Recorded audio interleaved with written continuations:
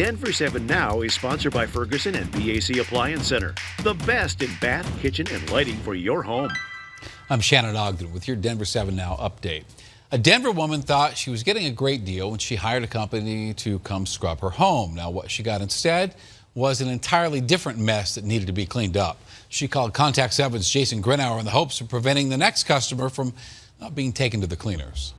Wanted to have a housewarming party to have friends over just to see my house. And Sarah Moore wanted her condo to look nice. I had been getting coupons in the mail from Handy.com, an app-based cleaning company that pays regular people to do a job on demand, similar to Uber. I bought a package of 3 monthly cleanings. Her pair of cleaners arrived late and did not stay for the 3-hour minimum. In less than an hour, both of them were leaving. And leaving behind... This is a photo of the bathroom. They definitely did not clean in the corner. They did not clean at all behind the toilet. There's still dirt and hair. But you can distinctly see like mud spots. Upset, Sarah went online. What she found, dozens of one-star reviews on Google and Yelp. On Nextdoor, multiple neighbors commented that Handy Cleaners canceled or did a subpar job. And their BBB profile, it shows how the company had to pay mandatory restitution to customers in Washington, D.C. after cleaners stole property or never showed up. I would call that a ripoff. The company sent us a statement, which reads in part, "We regret any negative customer experiences in the Denver area and have worked to make sure that they were fully addressed to the customer's satisfaction." I think they're really marketing hard in Denver, and I want people to know. After no success with customer service, Sarah ultimately got out of her 3-month contract by contacting the company through Facebook. Contact she doesn't plan on having with Handy ever again. In Denver, I'm Jason Grenauer, Denver 7. A second Denver police officer is being suspended for 10 days over the arrest of an innocent woman.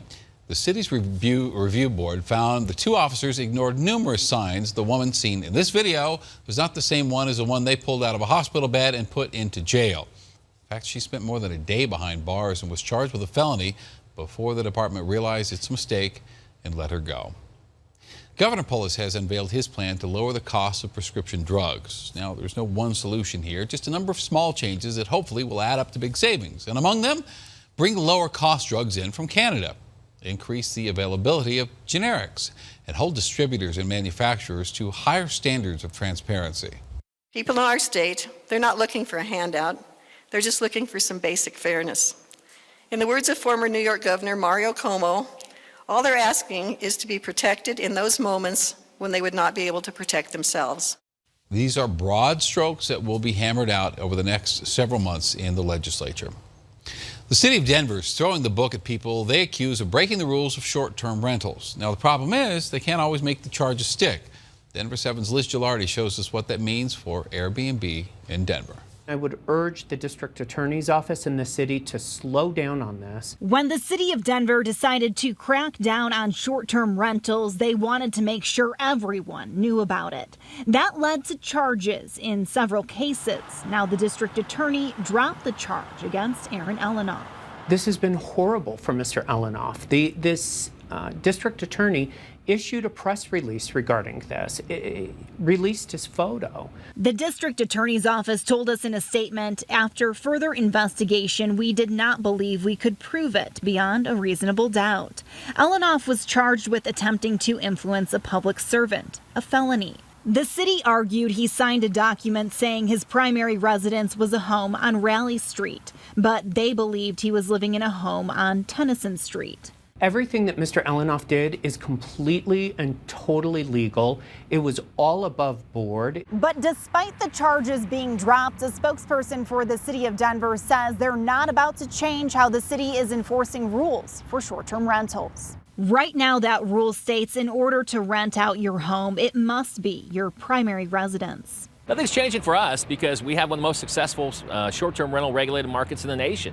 This is a success story in Denver. Back in January, Contact 7 exposed a short-term rental turned party house in Denver's Country Club neighborhood. Neighbors told us no one was living there. It was even listed as a boutique hotel on Google. It looked like a fraternity party. In this most recent case where the charge was dropped, the owner's short-term rental license was still revoked. And the city vows to continue cracking down. The district attorney says their cases involving other short-term rentals are proceeding. The question is, will these cases ever make it to court? Liz Gilardi, Denver 7. Thank you very much for watching this Denver 7 Now update. Download the Denver 7 app. It's for your smartphone. It gives you breaking news and alerts around the clock. I'm Shannon Ogden.